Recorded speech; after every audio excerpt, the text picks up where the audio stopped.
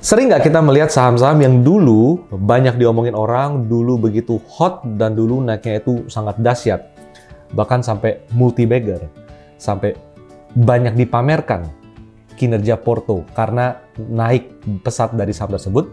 Sekarang harga sahamnya tinggal setengah, seperlima, atau bahkan sepersepuluh.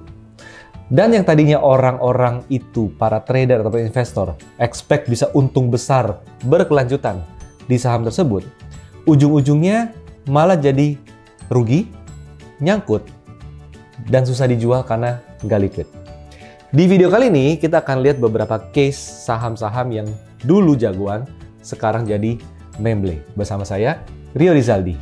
Thank you untuk teman-teman yang sudah subscribe channel ini. Untuk yang belum, buruan subscribe karena setiap minggunya kita akan memberikan video-video edukasi yang sangat bermanfaat untuk teman-teman semuanya. Satu video, berjuta manfaat.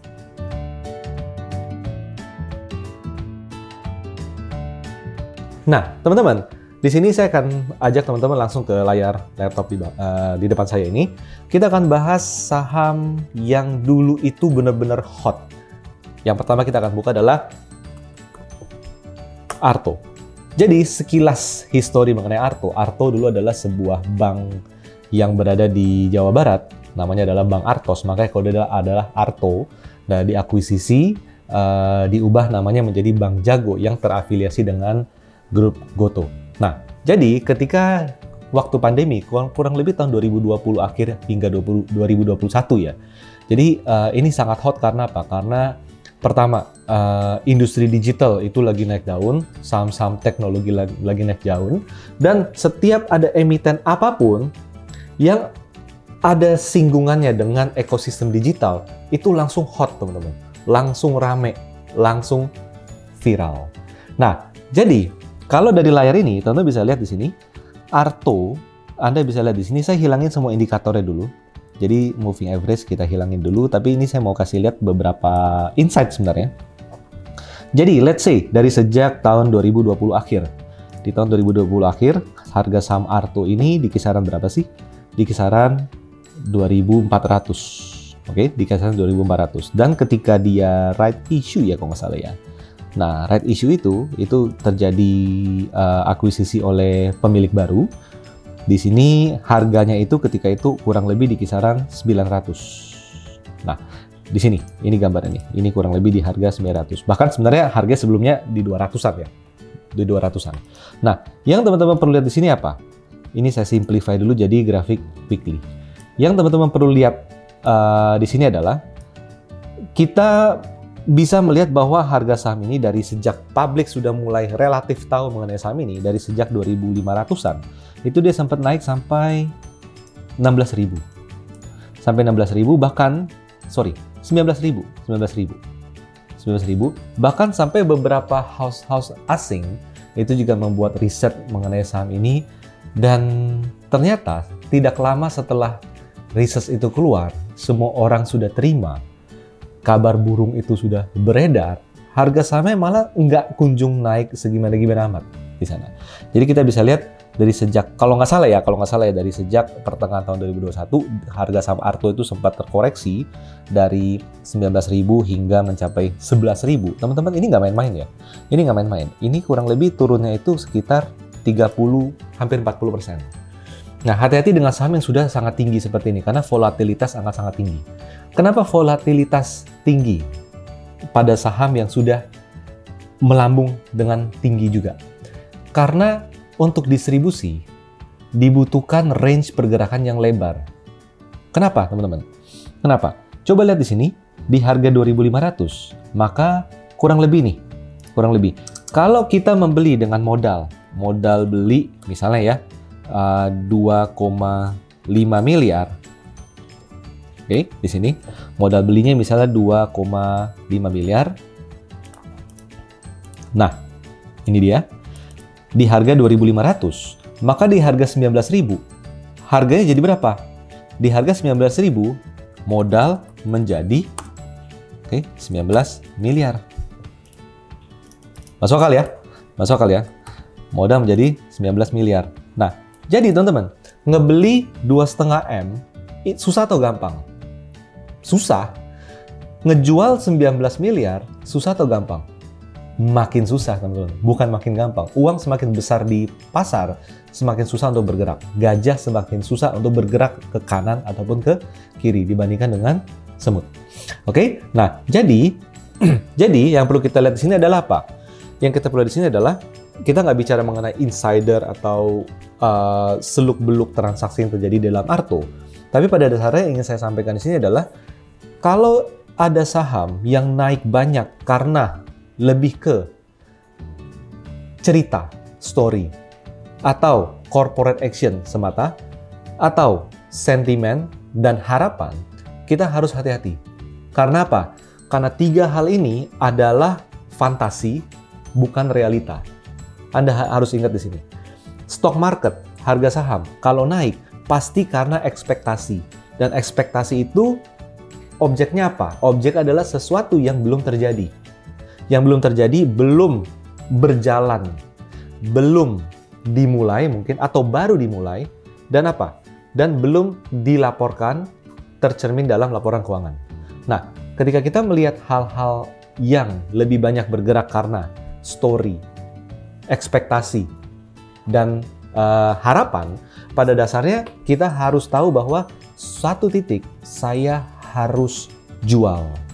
Tidak bisa kita berpikir, wah ini saham saya harus simpen long term selamanya untuk warisan. Kenapa? Karena ini masih ekspektasi, belum menjadi realita. Nah, akhirnya teman-teman bisa lihat di sini, di pergerakan harga saham ini, saya kembali ke daily, maka pelan-pelan tapi pasti saham ini bergerak melemah. Dan melemahnya itu kadang tidak main-main, teman-teman. Dari harga tertinggi di level 19 ribuan, Arto itu sempat turun hingga mencapai 1000, ini berapa ya? Udah terlalu rendah ini, 1500. Oke, 1500 artinya teman-teman bisa lihat di sini ada downside, kisarannya adalah 92%. Kebayang nggak sih kalau kita beli saham ini di harga 19.000 karena melihat story-nya, karena melihat risetnya, Oke. Yang ketiga adalah karena kita confident dengan industrinya, mungkin seperti itu. Kita membeli di pucuk, maka uang kita 100 juta sudah berkurang 92 juta. Artinya turun sekitar 92%. Hanya tersisa 8 juta. Teman-teman, kita harus ingat, hati-hati dengan membeli saham yang lagi hot diomongin orang dan kita membeli di pucuk. Lanjut ya, setelah Arto. Saya nggak akan bahas mengenai insider atau apapun di sini. Setelah Arto apa? Mungkin teman-teman cukup familiar dengan emiten-emiten kesehatan. Waktu itu mungkin yang cukup hot adalah produsen ini ya, jarum ya, IRA. Oke, kita buka di sini. Mohon maaf teman-teman, di sini saya membahas ini bukan menyatakan bahwa company-nya jelek atau bagus, bukan. Kita bicara mengenai teknikal. Karena di dalam stock market, pergerakan harga itu bisa jauh melenceng daripada fundamental bisnisnya. Fundamental bisnisnya tumbuh, tapi harga tumbuh gila-gilaan. Itu sangat mungkin, teman-teman. Oke, nah di sini teman-teman bisa lihat juga bahwa saham IRA waktu itu melonjak dari sejak pandemi, dari harga 500-an itu dia sempat naik menjadi 3.000 berapa ini? 4.000 malah. 4.000. Oke? 4.000-an. Artinya naik 600%. Kalau Anda punya uang ketika waktu dia di awal, misalnya kita aware dan kita membeli saham ini di harga 600. Misalnya kita beli harganya 600 juta untuk beli. Oke, ini biar gampang ya, karena harga 600 saya sebut 600 juta. Oke, nah 600 juta beli, maka uang teman-teman akan menjadi, ketika itu menjadi 4,4 miliar. 4,4 miliar, ini jadi dari 600 juta naik menjadi 4,4 miliar. Nah, beli saham ini ketika di harga 600 juta, mudah atau gampang? Saya rasa cukup sulit, karena dulu tidak seliquid ketika lagi rame. Nah, ketika uang Anda 600 juta naik jadi 4,4 miliar, mau dijual, gampang atau susah? Pasti lebih susah, teman-teman. Apalagi harga udah tinggi. Apalagi orang-orang udah melihat harganya tinggi. Dan akhirnya apa?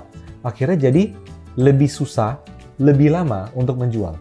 Bukan tidak mungkin loh, penurunan harga seperti di saham sebelumnya ataupun di saham yang sekarang, harganya turun terus dari atas ke bawah. Ini diakibatkan oleh orang-orang yang punya saham ini di modal bawah, dia menjual terus. Masalahnya apa? Karena tidak liquid, tidak bisa dijual sekaligus, maka dia harus cicil jual terus-menerus. Teman-teman, beda ya dengan Bukalapak. Kalau Bukalapak membeli di harga murah pre-IPO, ketika harga jadi 1.300, itu langsung laku. Kenapa? Ada, kalau nggak salah, berapa belas juta lot antrian bid. Saya lupa, 1,5 juta atau 15 juta lot. Nanti teman-teman bisa tolong cek, tolong tulis di kolom komen. Bukalapak di harga tertinggi, auto reject atas hari kedua kalau tidak salah, atau hari ketiga, ada berapa juta lot antrian di bid. Oke, silahkan tulis di kolom komen. Nah, jadi teman-teman, kalau sebuah saham itu sulit untuk dijual karena harga udah ketinggian, maka ujung-ujungnya yang mau profit taking akan menjual terus-menerus dalam kesempatan apapun. Itulah yang membuat harga-harga saham itu turun terus. Pertanyaannya adalah kenapa mereka mau menjual? Jadi mereka memang tahu bahwa ini hanya untuk sementara. Yang jadi masalah adalah karena harga naik terlalu tinggi, mereka menunda jual lebih lama. Itu di sana. Nah, hati-hati teman-teman. Hati-hati. Ketika kita membeli karena berita, karena story, karena harapan atau ekspektasi, bukan tidak mungkin kita membeli di harga pucuk. Oke, kita membeli di harga pucuk di level 4.400-an dan sekarang uang kita menjadi 400-an. Wow. Artinya kalau Anda membeli ketika di harga 4.400, let's say itu 4,4 juta, 4.400 atau 4,4 miliar, saya rasa nggak kayak gitu juga ya analoginya ya. 4,4 juta, artinya uang Anda sekarang mungkin tinggal 400.000 di sana. Karena apa? Harga saham turun 90% lebih. Teman-teman, di saham sebelumnya turun 92%, di saham sekarang Anda bisa melihat turunnya berapa? Hampir 90%. Jadi hati-hati, bahwa apa? Apa yang dulu hot, sekarang bisa jadi cold, gitu. Bisa jadi dingin. Oke, lanjut ya. Lanjut. Tadi adalah saham bank digital, lalu sekarang ada saham apa? Saham kesehatan. Dan saya mungkin mau coba bahas sedikit saham retail, oke? Saham retail. Waktu itu kalau nggak salah MPPA. Kalau nggak salah ya, kalau nggak salah. MPPA ini hot karena apa? Karena dia, kalau tidak salah, dia sebagian penjualannya itu terkonek dengan ekosistem e-commerce tertentu di sana, teman-teman. Nah, jadi zaman dulu, apa yang nyenggol-nyenggol e-commerce, apa yang nyenggol-nyenggol Gojek, Grab, Tokopedia, dan lain-lain, Shopee langsung naik di sana. Dan akhirnya apa? Wow, ini kayak bakal bagus. Kenapa? Lagi nge-hype. Lagi hype. Dan kita bisa lihat di sini bahwa harga saham yang tadinya itu di harga, let's say ya, 100, itu naik jadi 1.000 berapa ini? 1.200. 1.200. Artinya kalau Anda beli saham ini 100 juta, uang Anda punya potensi naik jadi 1,2 miliar. Ngedengar ini semua tuh kayaknya hidup itu terasa indah ya. Gila, gue cuan terus nih. Enggak.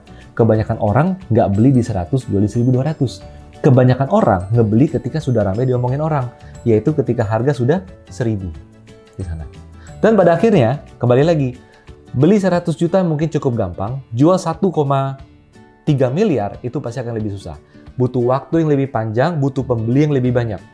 Nah, akhirnya apa? Akhirnya terjadi distribusi yang membuat harga saham turun terus. Apalagi tidak disertai dengan kinerja yang sesuai dengan ekspektasi. Teman-teman, saya mau ingatkan lagi di sini bahwa apa? Bahwa kita tidak menjudge ini saham jelek atau bagus, tapi saya mau bilang di sini bahwa ini kita bicara mengenai psikologi pasar. Dan teman-teman bisa lihat di sini dari harga 1.200-an, let's say 1.300, saham ini bisa mencapai harga 50 di sana. Harga 50, artinya turun 95%. Uang Anda 100 juta, tinggal 5 juta. Teman-teman mendingan beli motor daripada Anda hajar kanan membeli saham yang lagi hot diomongin orang. Nah, apa sih moral of the story dari 3 saham ini? Jadi teman-teman, yang ingin saya sampaikan di sini adalah kita harus berhati-hati dalam membeli saham, apalagi saham tersebut terlalu hot, terlalu rame, terlalu ceritanya itu dongengnya itu terlalu indah, teman-teman.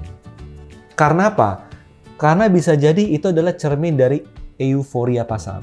Dan ada quote yang mengatakan bahwa bull market is die on euphoria. Jadi, ketika saham bullish diiringi dengan euforia, biasanya harga saham itu udah naik terlalu tinggi, dan di sanalah akhir dari bull market, di sanalah awal dari crash pada saham tersebut. Atau mungkin pada bursa saham sebuah negara. Atau mungkin pada perekonomian global yang sedang terjadi. Bisa jadi seperti itu. Nah, jadi kita sebagai trader, kita harus tahu di sini bahwa kita harus melihat apakah saham yang sedang kita pantau, sedang kita beli, atau sedang kita kumpulkan adalah saham yang likuiditasnya itu diakibatkan dari euforia atau likuiditas sehat. Apakah kenaikannya disebabkan dari pertumbuhan bisnis perusahaan tersebut atau hanya euforia? Dan biasanya saham yang terlalu hot diomongin orang ketika harga di pucuk nggak lama lagi turun. Dan sebaliknya, saham yang terlalu hot diomongin orang ketika dia masih di bawah biasanya nggak naik-naik. Teman-teman, silakan tulis di kolom komen. Pernah nggak punya pengalaman yang seperti ini? Di saham apa? Dan kejadiannya seperti apa? Nanti kita akan bahas bersama-sama di kolom komen ini. Terima kasih.